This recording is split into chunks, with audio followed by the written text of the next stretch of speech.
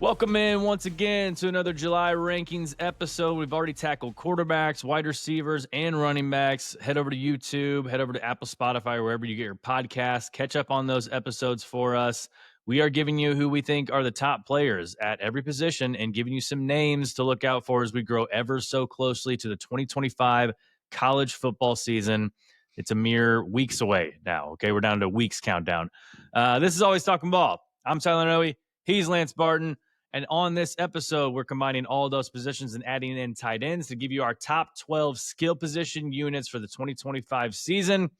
You're going to want to stick around to the end. We may have a few surprises for you. So, Lance, let's get to it. Number one may be a surprise to a lot of people, but again, it's a school and a program that just reloads. We got the Ohio State Buckeyes at number one. We got five-star quarterback Julian Sain heading up the quarterback room there.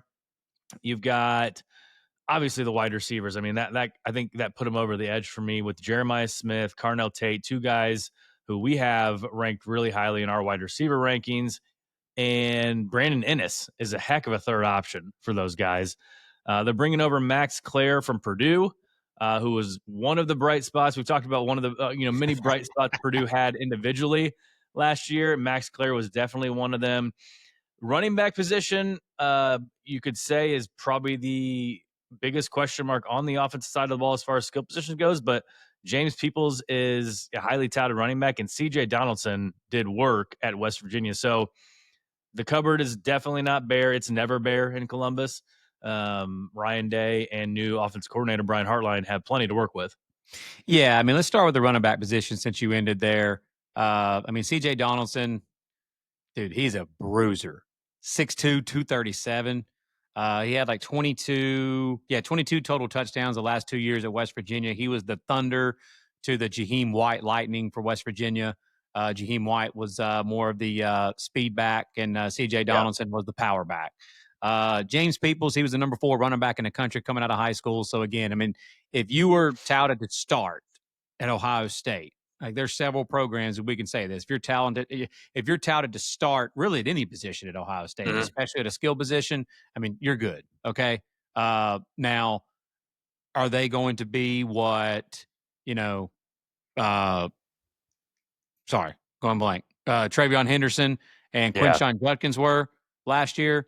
Probably, I don't know. Doubt it. If they are, dude, this Buckeye offense, because of that receiving core, is going to be ridiculous.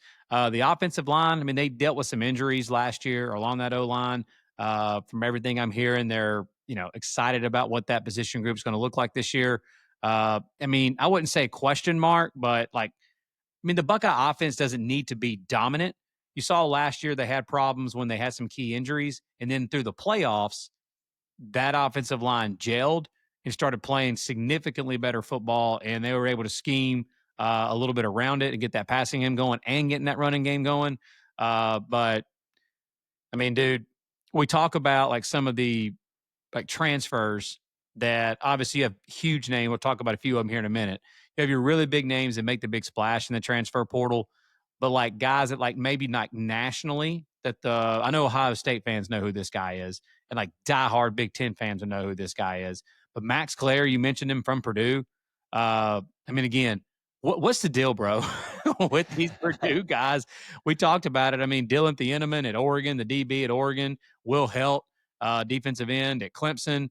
That we talked Kansas State. Chris Kleiman was talking about at Kansas State, players talking about some wide receiver that was a transfer from Tibbs. I've never seen a team littered with 4 or 5 stars and go 1-11. No, dude, not at all. But Claire last year had 34 combined catches for first downs and touchdowns, which was tied for the most among Power 4 tight ends in the entire country. And another guy that they've got is a wide receiver, 5-star, of course. Quincy Porter, 6'4", 208, out of New Jersey, one of the top wide receivers out of high school that they're going to be adding to the 3 guys you mentioned, and Ennis and Jeremiah Smith and Carnell Tate. But, I mean, man. How much of a drop-off is there from Will Howard to Julian Sain? And, I know Will Howard lit it up in the playoffs last year, but, how much of a drop? I mean, talent-wise, Sain's got to be right up there with him, if not better. So I think that they're actually going to, I think they're going to feature the passing game more. this year. I mean, we know that Chip Kelly, like when he was brought in, he is more of a guy that wants to run the football a little bit more. But was saying his 5-star talent again. I know it's talent; it's not proven yet. I get Yeah. that, but I mean, he's the top quarterback in the country coming out of high school. Obviously, you know, Nick Saban recruited him to Alabama. When Saban retired, Julian Sand transferred to Ohio State. But with the weapons he's going to have around him, I mean, dude, I don't think there's going to be really. I don't think there's going to be any drop off. I think when we project based off how talented he is with the weapons he's going to have around him, I don't think that they're going to have a big drop off at all. And obviously, I mean, he's got to be really good in a hurry because of who's coming in week 1 with Texas. But yeah, this overall skill position group led by this wide receiver group and tight end Max Clare is, I mean, it's just once again the embarrassment of riches for this Ohio State offense at the skill position level. Hey, real quick, look at the bottom of the screen and hit that subscribe button. If it's already hit, we appreciate you very much. If not, it doesn't cost you a thing, and we appreciate you as well. Thank you. Number 2, Clemson Tigers. Cade Klubnik, our number 1 quarterback in the country. And he's got 2 really good wide receivers to throw to. And again, just like that Jeremiah Smith, Carnell Tate, that sneaky third guy with TJ Moore, who complements Antonio Williams and Bryant Wesco Jr. I mean, they were all above. I think they were all above 600 yards receiving last year. I mean, they're going to be pushing for more this year because like Phil Moffitt's gone, but man, like I have not stopped seeing Gideon Davidson's name like all over the place. And I mean, he's a true freshman. I get that. Okay. But man, he's like, I mean, he is the it thing right now down in Clemson. Well, when your offense is going to be really featured by a veteran quarterback and this receiving core in the passing game overall, like like positions of true freshmen, just flat out running, like just running the football, like that's a position that a true freshman can flourish in. We've seen it happen before. We've seen true freshmen in wide receiver position, same thing, where like, the jury's out for me on this is you see a lot of times true freshmen may not necessarily be the best blockers, picking up like pass blocking, picking up pass protection, picking up the blitz in the backfield. Those are things that he obviously, like, again, he may be great at it. We don't know that yet. But, you know, usually kids coming out of high school aren't sitting there just picking up free blitzing linebackers like Clemson's going to be facing this year sometimes. But good news for him is this Clemson offensive line is going to have plenty back as well. But dude, I mean, it's Cade Klubnik and his wide receiver core. That's really what it is. I know Gideon Davidson is, again, very talented. Was a top 5 running back in the country coming out of high school. And Adam Randall was a converted wide receiver. He started getting some carries towards the end of the year last year. But Adam Randall is going to be him and Gideon Davidson are going to be the 2 like lead horses as far as running back position wise. But dude, the wide receiver, where did Clemson fall on our top? Like did we have 2 Clemson wide receivers in our top wide receiver list? Yep, number 6 and number 7. Yeah, number 6 and number 7. So, and I don't want it to get lost either, too. That we've talked about Dabo in the portal, and he went into the portal a little bit this year. Like you've got to think when he's being so picky and so specific on who he wants in the portal, he went and he got a guy like Tristan Smith from Southeast Missouri State, 6'5", big target there. So he's not like any of those other 3 receivers we mentioned. So I think he realizes, I got Cade Klubnik. I got one of the top quarterbacks in the country this year. We're going to throw the rock. Yeah, and one more thing on Gideon Davidson. If you're going to be, like, there's a few teams in college football this year, if you're going to be a true freshman tailback that can kind of bring you along a little slowly because of the what's around you, dude, it's perfect for him, man, with this passing game, with a veteran presence like Klubnik as your quarterback. That's obviously going to be in the backfield with him that can help, like, probably calm some nerves and stuff. But yeah, dude, this is the best overall skill position group that Clemson's had since that 2019, 2020 era. Yep. Number 3, the Texas Longhorns at quarterback, unproven, but Arch Manning is going to start there. Obviously, Trey Wisner filled in admirably last year at running back, and he kind of just kept picking up steam as the season went on. And they're getting back C.J. Baxter, who was a 5-star running back. So it's like, he didn't play last year. You remember they went through that rash of injuries at the running back position before the season even started. So they got Trey Wisner, they got C.J. Baxter running back. They got Ryan Wingo. We talked about him in our wide receiver rankings. And we've got DeAndre Moore. Nice compliment. Another freshman wide receiver, man. I had a ton of freshman wide receivers on our list from the 2024 class. This dude's from the 2025 class, obviously, Khalil Lockett. He's dynamic. He is dynamic, to say the least. There's a reason he was so highly touted. And I wouldn't be shocked at all if he is one of Arch's favorite targets. Yeah, Khalil Lockett and Jamie French were the two very highly recruited 5-star wide receivers that literally everybody wanted when you looked at who their final schools were down to, final programs their recruitment was down to. It was all the top programs in the country. And we've seen true freshman wide receivers, like you said. We saw it last year with Brian Williams and Jeremiah Smith and Cam Coleman at Auburn. We've seen that position group in mostly with true freshmen the last few years that had breakout seasons as true freshmen. So I'm with you. I think that they absolutely can contribute. And Emmett Mosley is a transfer wide receiver from Stanford as a freshman. Last year at Stanford, dude caught 48 balls for over 525 yards and 6 tutties. Had 13 catches for 168 yards and 3 touchdowns in their upset win over Louisville. So he's very capable. Again, Sark has done a great job, and that staff has done a great job of supplementing through the transfer portal and high school recruiting, just talent acquisition overall. But the guys they've been getting in the portal have come in and contributed in a big way, immediately. And I think Mosley will probably do the same. And what is a position that Sark loves to use in his offense, what he's used at Texas ever since he's been there? Tight end. Gunnar Helm last year was incredible. The tight end, they lost him. They brought in a transfer, tight end Jack Endries from Cal. Yep. Again, Sark's use of the tight end, Jatavian Sanders, too, a couple of years ago. But Jack Endries from Cal looks like he's going to be someone that they're very excited about. That's going to be someone that they're going to use a lot, I think, in the tight end game. So, again, he's done a great job of supplementing through the portal. But overall, C.J. Baxter and Q Wisner, that combo together, running the football when Sark wants to run the rock. And, the sky's the limit for Arch Manning, man. I know he's not necessarily proven yet. But in my opinion, you're just borderline hating at this point if you don't think that guy's going to be he's not going to be trash. He may not be the best quarterback and the number 1 overall pick. Jury's still out for that.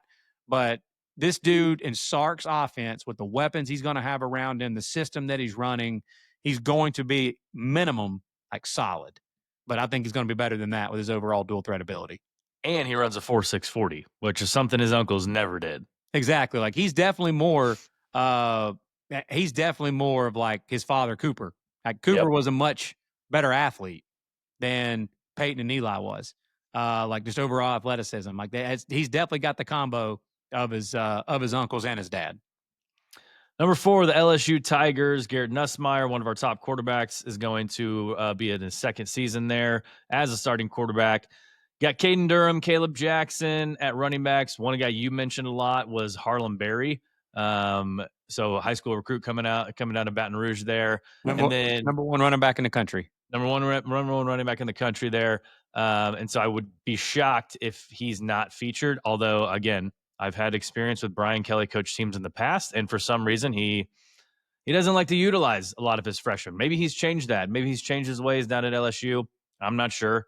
Wide receivers, though, plenty for Nussmeier to throw to. You got Nick Anderson from Oklahoma. Aaron Anderson's back. Berrien Brown from Kentucky. Tight end Bauer Sharp transferred over from Oklahoma. He had 42 catches last year. So, again, you're looking at another potent LSU offense for 3-4 years in a row now. Yeah, they've been ridiculous offensively, really ever since Kelly's been there. But really, the second year that Jaden Daniels took over, his first year as a starter, Brian Kelly's first year there, the offense was solid. But the next year, obviously, it took off, just skyrocketed with him winning the Heisman. And then last year, again, it was very potent. But a guy, man, that, again, Brian Kelly, when he was at Notre Dame, he did it, and he's been doing it at LSU. He uses the tight end position a lot. Mason Taylor, the last couple of years at LSU, was featured there in that offense. Tradez Green, tight end, is 6'7", 245 pounds. Tight end that they're going to be using, and they brought in Bauer Sharp from Oklahoma through the transfer portal. So again, they've got multiple guys at that position, just like they do at every single other skill position on this offense. Obviously, Garrett Nussmeier, over 4,000-yard passer and the returning leading quarterback, like passing yardage-wise in the entire country.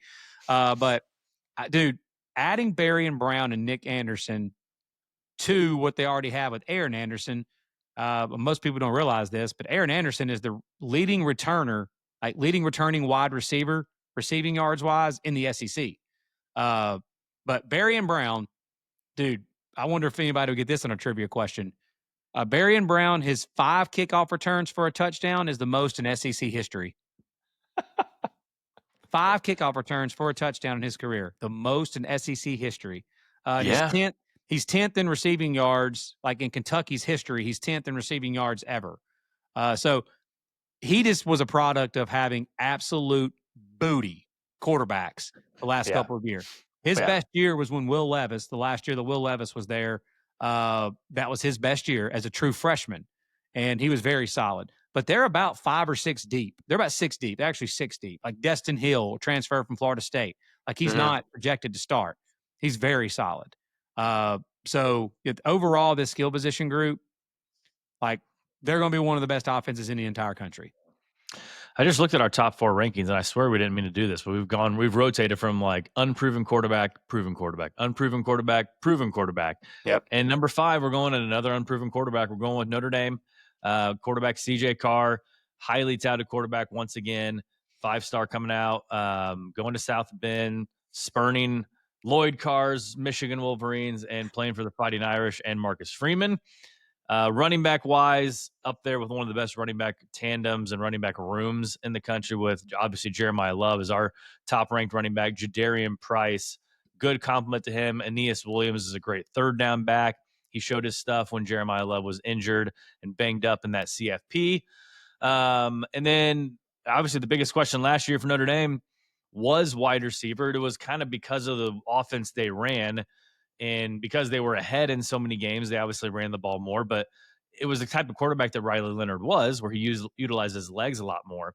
But you saw in both the semifinal and the championship game, when they had to throw the ball, they could, and they threw it to a guy like Jaden Greathouse. Jordan Faison's another guy, too, in the slot where he got banged up first game of the season. And he's everybody knows him. He's kind of the converted lacrosse player. He's a two-way athlete there. But they brought in couple of transfers, Malachi Fields from Virginia, who's everyone is really high on, and sneaky transfer here, Will Pauling from Wisconsin. So another guy in the slot that will complement Faison a little bit. Tight end, I mean, it's usually not a problem for Notre Dame. They've had 10 tight ends drafted in the last 11 or 12 seasons. Eli Raridan will take over the mantle this year. So excited to see what, the Irish could do in Mike Denbrock's second year there. Yeah, Malachi Fields, I think, again, there's going to be a lot of other transfers that obviously when they got like huge publicity and stole all the headlines when they transferred. A guy like this, 6'4", 220, had over 800 yards receiving back-to-back years at Virginia. I mean, he's definitely a guy that is the go up and get the rock type of guy. He's your quarterback, a young quarterback's best friend. Like, you don't have to be just like deadly accurate to get him the football. Just throw the ball up and let him go get it. That's what this guy can do. And we saw, like you said, what Greathouse can be in the semifinals and the national championship game. The dude combined for like 13 catches and over 200 yards, more, multiple touchdowns. Pauling is the one, though, that is very, very intriguing. Obviously, whiskey. Like, they tried to go to the air raid, and last year, the dairy raid was what they called it. But last year, obviously, Tyler Van Dyke, the starting quarterback for the year he got injured early in that Alabama game, like opening possession. I think it was like either opening possession or like second possession, but very early in that Alabama game. And they were basically playing with a backup quarterback the entire year that just wasn't a good quarterback to run that offense. And the year before, they even had some issues a little bit with quarterback position and injuries and whatnot. But that year, Pauling in 2023 had 74 catches for over 800 yards for whiskey. So, yeah, dude, they totally, they took something that everybody thought was a weakness, and now they've made it a strength. And to pair that with this running back room, with Jeremiah Love and Jadarian Price in that group, I mean, it's all going to come down, though, too, man. Can CJ Carr live up to what we've been hearing that people that seen Irish practices and Irish scrimmages that said they ain't had a dude like that in a while, is what we've been hearing. And so if he can be that, then this skill position group for Notre Dame can be special. Yep. Number 6, the Texas A&M Aggies. And this, when I was looking at some teams today and looking at our list, this was a team that, again, if you're a ball knower, you just look at these names on this list, you're thinking, man, maybe A&M should be a little higher on this list. Obviously, you got Marcel Reed at quarterback. So we went back to a guy who's, played and a little proven guy. The running back room, we've talked about them ad nauseum this spring leading up to the season.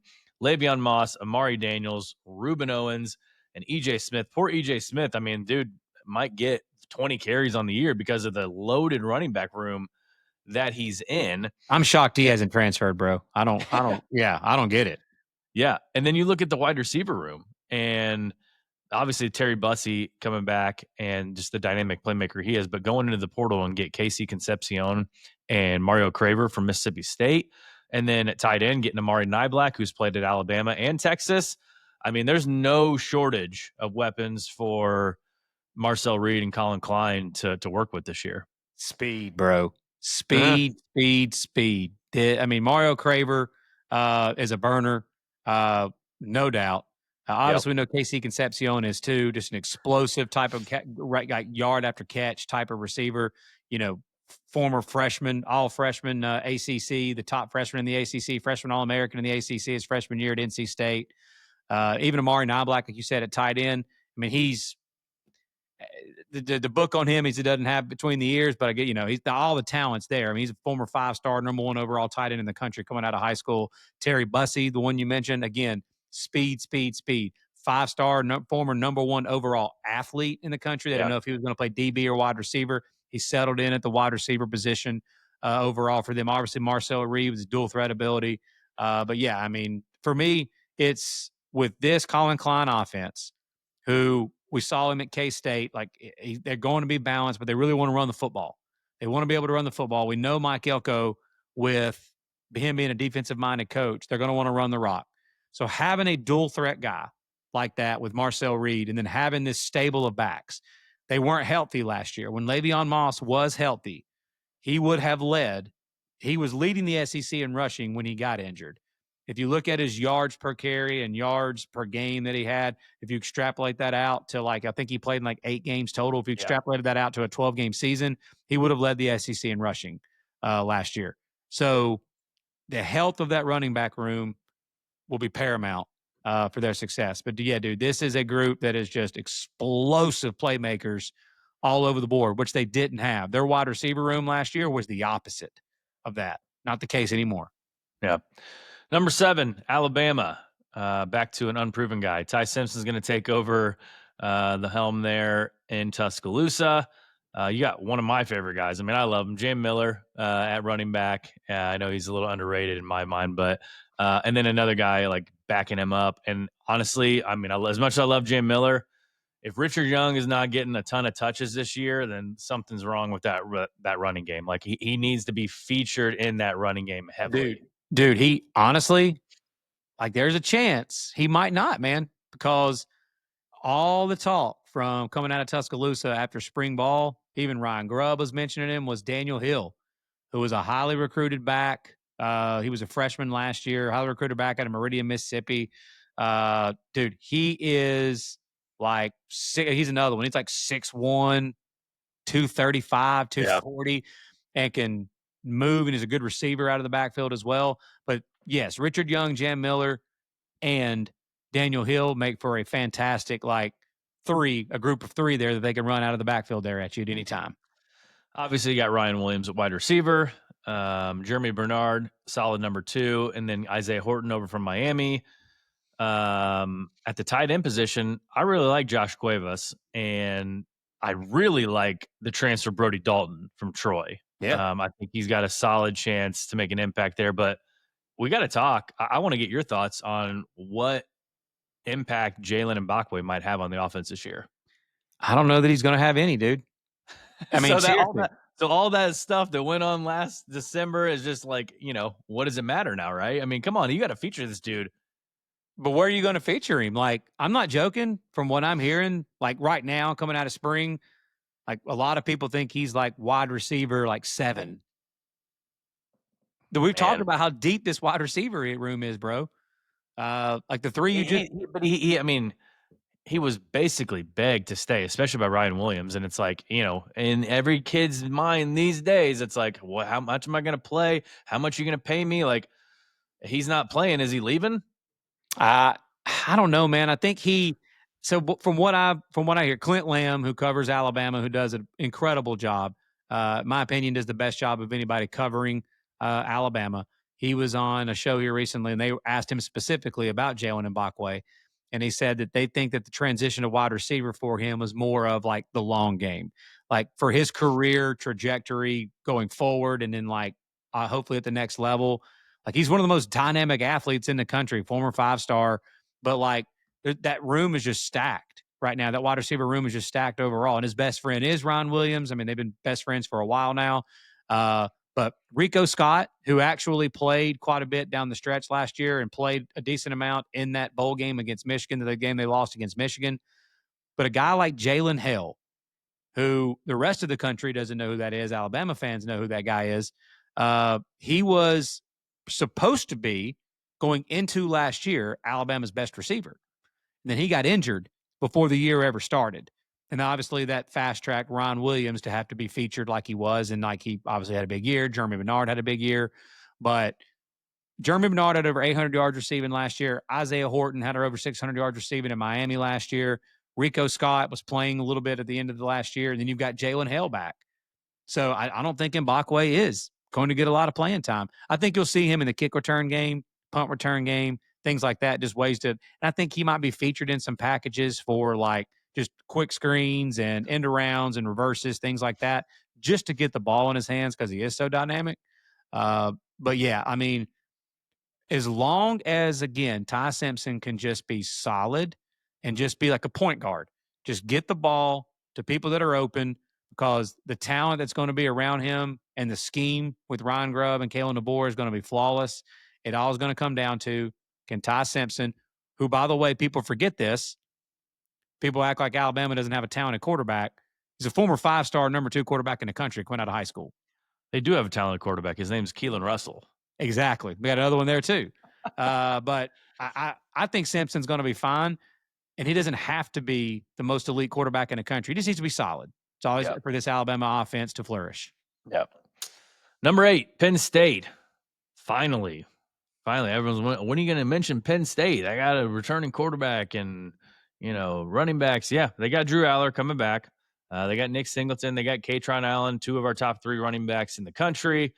They brought over 198 combined receptions between Trevor Pena, Devontae Ross, and Kyron Hudson. They really like Luke Reynolds at the tight end position. So why are they so low at number 8? I just think, man, it boils down to need to see it, bro. Yeah. I need to see it. Like we know this running back room is obviously we had them ranked number 2 and 3 in our running backs overall, but like the 3 receivers that they brought in, I love their production from where they were at. I need to see what they're going to be though against the best competition and what they're going to be like in the games that Penn State is like hoping and what everybody's projecting the type of games that they're going to be playing in. That game at Ohio State, when they play Oregon in Happy Valley, if they do play in a Big Ten championship, and when they're in the playoffs and playing teams like they played last year at Notre Dame, like a Notre Dame game, those types of games are the games that I want to see Ross and Pena play in. I want to see those guys play in those types of games to see what type of production they can put up there. But Katron Allen and Nick Singleton, again, they carry this a lot. Drew Aller, we're both projecting him to have a big year this year in year 2 in Andy Koldenicki's system with the upgrades at wide receiver, with the run game that he can lean on. And there is literally 0 excuses for this guy this year. Like, I made some excuses for him last year because how booty that wide receiver core was, and it was year 1 in a new offensive system. But now with it being year 2, with everything that they've got around him, with his 5-star talent and everything that he's supposed to be and his high NFL projected draft pick, there is no more excuses for Drew Aller, and we both believe and think that he's going to be a big-time QB this year and have a huge year for Penn State. Yeah. All right, 9 through 12. This is where I told you some surprises might be coming. Number 9, we're going with the Auburn Tigers. Jackson Arnold at quarterback. People forget, kind of like Ty Simpson. I mean, he was 5-star coming out of high school. He was obviously at Oklahoma last year. It wasn't a good situation. It wasn't a good running back. They had guys getting injured everywhere. He had no one to throw the ball to. Top 5 wide receivers on the depth chart injured. Multiple offensive linemen out for the year. Like he literally didn't have an offensive line. He had his offensive coordinator fired in the middle of the year because he just wasn't doing to set the trail. Again, solid coach, but just not a great OC. Never been a quarterback's coach before. And just nothing was set up for success for him after Jeff Lebby left. And people are going to say, oh, nice excuses. I don't care who you are, who you're a fan of. If you right now in your head say, okay, the top 5 wide receivers on my favorite team's depth chart and basically the entire offensive line missed multiple games throughout the season, would my redshirt freshman quarterback in his first year starting be successful against one of the toughest schedules in the country? The answer to that question is no, they would not. And with all that, he still led that victory over Alabama. That right there has got to be love in Auburn fans' eyes right there. Like, oh, he beat Alabama last year. He can do it again this year. So I promise you things like that have already been said. Yeah. Running back position, Damari Alston, Darrell Robinson, kind of leading the depth chart there according to our lads. But, I mean, I think we could see maybe a little bit of Alvin Henderson this year. By the way, have you seen what he did in high school? Yes, it's insane. Okay, I'm just going to read this too because it's actually worth seeing. I know this is high school, okay? But he's the first Alvin Henderson, true freshman running back for Auburn, first 10,000-yard back in Alabama high school history. He averaged 14.6 yards per carry and 192 yards per game. He was Rivals' top running back in the nation coming out of high school. Against who? Exactly. They're going to get, dude, they've got to work this guy in. I actually like again, one of those kind of under the radar type transfers. Already hearing word coming out about this guy that he came in and like he's a weight room warrior. He's a lot like just stronger, bigger, faster. Just overall, like they think they got something with this guy. And Darrell Robinson, like you said, from UConn, he averaged 7 yards per carry with 8 touchdowns at UConn last year. But I mean, depending on what you look at, like you said, Damari Alston, Jeremiah Cobb, Darrell Robinson, I think those 3 will be running back by committee, and they will get the ball in Alvin Henderson's hands some. The wide receiver room is just where it's at, though. We talked about Cam Coleman, Eric Singleton Jr. over from Georgia Tech, and then Malcolm Simmons, Perry Thompson. I mean, Malcolm Simmons was a guy that, a lot of people were saying before the end of last season when Cam Coleman finally hit, they're like, man, this dude might be better than Cam Coleman. And they've got other solid wide receiver recruits too that's just sitting behind them, and they brought in a transfer. That's what I mean. Again, Freeze is getting knocked for recruiting, but that's what he's done everywhere he's gone. He's brought in really good wide receivers. He did it at Ole Miss. He brought in C.J. Daniels to Liberty when he was there, and that guy's in Miami now. Was at LSU last year, so he knows how to bring in wide receivers. Yep, and another again solid, proven production. Not something that made huge headlines when he transferred, but Horatio Fields, a transfer wide receiver from Wake, who had solid numbers at Wake. Again, proven production that's added to that wide receiver room to go along with a lot of that young talent. Dude, it's back-to-back top 8 wide receiver. I mean, back-to-back top 8 recruiting classes, multiple 5-star receivers, and then you bring in Eric Singleton Jr., who was the number 1 transfer portal wide receiver coming out of Georgia Tech last year that literally everybody wanted. It's all going to come down to, can Jackson Arnold step up and be the 5-star talent that when he was the Gatorade National Player of the Year coming out of high school in the state of Texas that everybody thought he was going to be. Obviously, the jury's still out on that.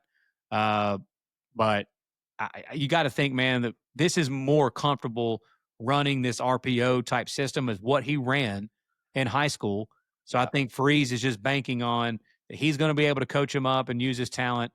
And with all the weapons that they're going to surround him with, I mean, I would like to see what he looks like without this top 5 wide receivers injured and his entire offensive line injured. It'd be interesting to see what he looks like then. Maybe he does live up to his 5-star talent.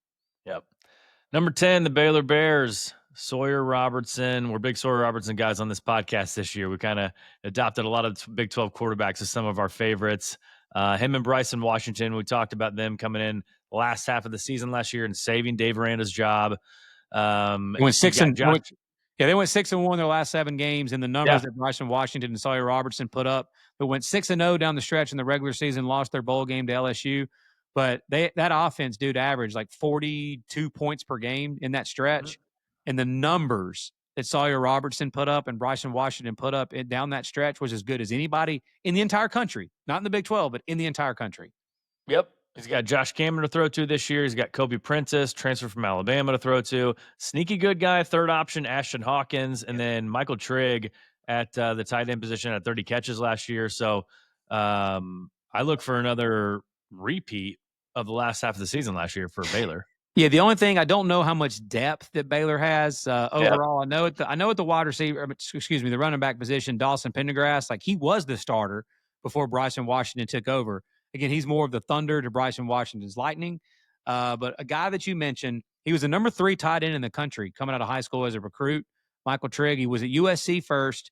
Then he went to Ole Miss.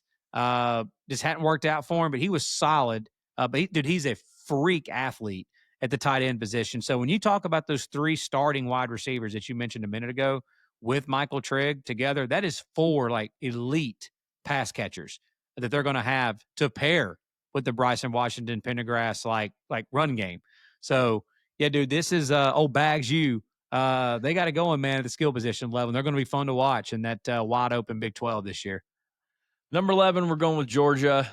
Gunnar Stockton is going to take over for Carson Beck. He played in the SEC championship game in the second half, and then he played against Notre Dame in the Sugar Bowl. 2 pretty good defenses. 2 pretty good defenses. He played against, behind a makeshift offensive line and was throwing to guys who weren't catching the ball. So should be a lot different this year.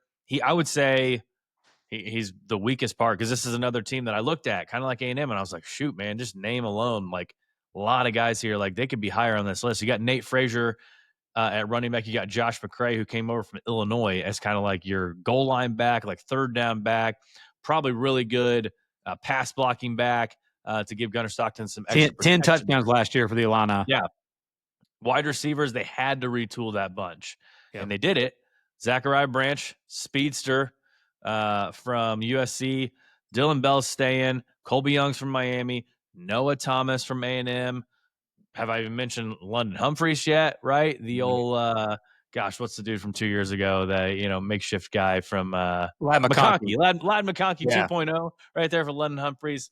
And then tight end position. I mean, best tight ends on our list, our skill position list, are Oscar Delp and Lawson Lucky. So, Stockton's got weapons to play with. Yeah, I think too that the important thing with this Georgia wide receiver group is having a Colby Young who had some legal issues. Stop me if you heard that from Georgia or not. But he had some legal issues last year and he didn't get to play. But he's your bigger bodied, like true, like X, like wide receiver to go up and get the football. So is Noah Thomas. That's what both of those guys are.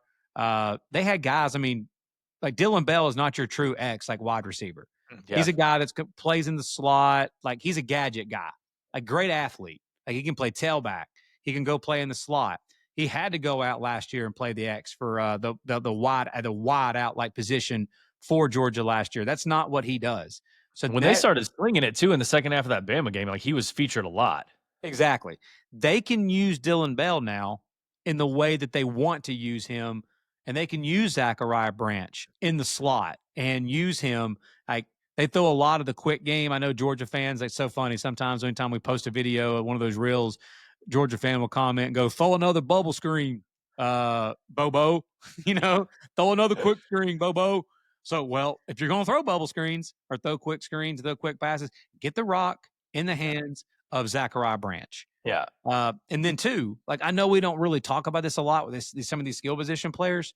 We mentioned it a minute ago with Barry and Brown at LSU. Do Zachariah Branch in the return game, some of those stolen yardage in the game, like that's part of a skill position group. The guys that's going to be getting their hands on the football, like the all-purpose type stuff. Zachariah Branch can do that a lot for Georgia this year. If they're going to feature, I'm sure they are. They're going to feature him in the kick return game and the punt return game. But let me ask you a question. Do you think that the casuals around college football realize how good Nate Frazier is? No. I don't think so either. Dude, you know what I think of him. You were on him like a year ago at this time. I'm telling you, bro. Yeah. This guy's a stud, dude. He's the next one at Georgia. I might be wrong on that. Okay, I I really think you believe. said that last August. Yes, I and then gotta he I gotta came out. find that episode. I gotta clip it. He made me look good in that Clemson game right out of the Yeah. gate as a true freshman. But I want everybody to stop and think about that for a second. He had to carry the load last year as a true freshman for the majority of the season because ETN was banged up and whatever was going on with him in general. I don't know. Branson Robinson, I think he was banged up too, wasn't playing. Again, the key phrase for Georgia, period, last year, banged up Yeah. everywhere, Yeah. all over the place. But Nate Frazier, number 2 running back in the country, coming out of high school out of Modern Day in California, this dude is a dog, man, pun intended. And having Josh McCray, the short like yardage back like that, to be able to take some of the work off of his shoulders, I really think, man, he's going to be the next great one at Georgia. I think we're going to find that out this year if around him can stay healthy. Yep. Lastly, number 12, Oregon. Dante Moore takes over for Bo Nix and Dylan Gabriel at quarterback. Not a bad third, option to go to there for Dan Lanning and Will Stein. Just a guy who, like you talked about, like I mentioned to you with Ty Simpson today, people forget he was a 5-star quarterback. People forget Dante Moore was literally rated 100. Like he had a 100 rating on 24/7 Sports. He was behind Arch and Nico. And Before we move on to the next positions, dude, it drives me crazy. Why does everybody only focus on just like recency bias and previous years? It's like Dante Moore was thrown to the wolves basically as a true freshman at UCLA a couple of years ago against one of your tougher schedules in the country that year. And with a head coach that didn't really want to be a head coach. Yeah, Chip Kelly did not want to. Yeah, the talent around him was trash, and they were playing a tough schedule, and he got thrown out there as a true freshman. We were talking about this. How many true freshman quarterbacks? I'm talking about true freshmen. Can you think of in Power 4 football that have been just elite? Trevor Lawrence was one. Even like Jalen Hurts at Alabama, like he was good. It was very solid, very solid. But the team around him was elite. He wasn't elite. So, I want to see what Dante Moore does in a system that was literally built for him, like Will Stein's system that has been extremely solid with the weapons that we're about to talk about around him. Then I'll make my judgment on him. But acting like he's trash because he wasn't great as a true freshman at UCLA, get out of here. Yeah.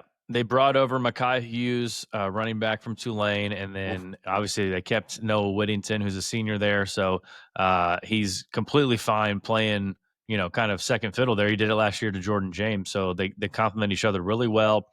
The one area that Oregon struggles in, which is crazy to say, which I don't think they're going to struggle, it's just like when you look at it on paper, wide receiver position, which Evan Stewart going down a month ago is just a killer for them. But I think they've got the talent, obviously, and they've got Will Stein calling plays.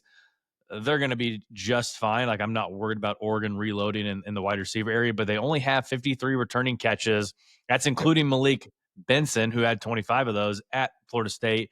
You got Gary Bryant Jr., you got Kenyon Sadiq, 24 catches at the tight end position, but one guy we're really excited to watch, just like Khalil Lockett, that's Decorian Moore. Yeah, 5-star, number 1 overall receiver in the country, coming out of Duncanville High School in Texas. He's who we've already got, videos on our social medias out there. Go check it out on Instagram, TikTok, X, YouTube Shorts, where, again, we think he's going to be the next elite true freshman wide receiver to make a huge impact right out of the gate, even more so now with Evan Stewart going down. But Kenyon Sadiq, dude, the things I'm hearing about him, I'm sure you've heard the same things from people that truly know this Oregon roster well and watch practices and talk to this coaching staff on a regular basis. This guy is going to be as explosive and just a great athlete from the tight end position. And they've used that position well. Ferguson, the tight end they've had the last few years, with Will Stein, they use that position really well. So I think Sadiq's going to have a big year and going to take a huge load off of because of Evan Stewart being out. But the running back position overall, they still got weapons at wide receiver. And I do think that Dante Moore is going to be really good in this offense. I think it's really hard to be bad in this offense. I mean, Will Stein, ever since his days at UTSA, has had an elite offense with a really good quarterback, and he's done amazing things with every quarterback that he's had. So, yeah, I'm sure there's some people that probably think Oregon should. I think that this one might be the most polarizing on our list because it's Oregon that you think about. You think about their offense. Some people probably think they should be ranked higher. Yeah. And there's going to be some people that think that somebody else should be in here because of the injury to Evan Stewart and some of the people that they lost. But I just think it's next man up for them, and they're going to have plenty of weapons to sling it to. Maybe just is not as much depth that they would like at their positions. That's it for our skill position units. We'll be back next time and talking about offenses, but we appreciate you guys tuning in. As always, go follow us on our socials at the bottom of the screen, Instagram, X, TikTok, head over to Apple and Spotify. If you're watching on YouTube, we appreciate it. Click that subscribe button once more, share it with some friends. For Lance Barton, I'm Tyler Noe. Take care. Have a great rest of your day, and we'll see you next time.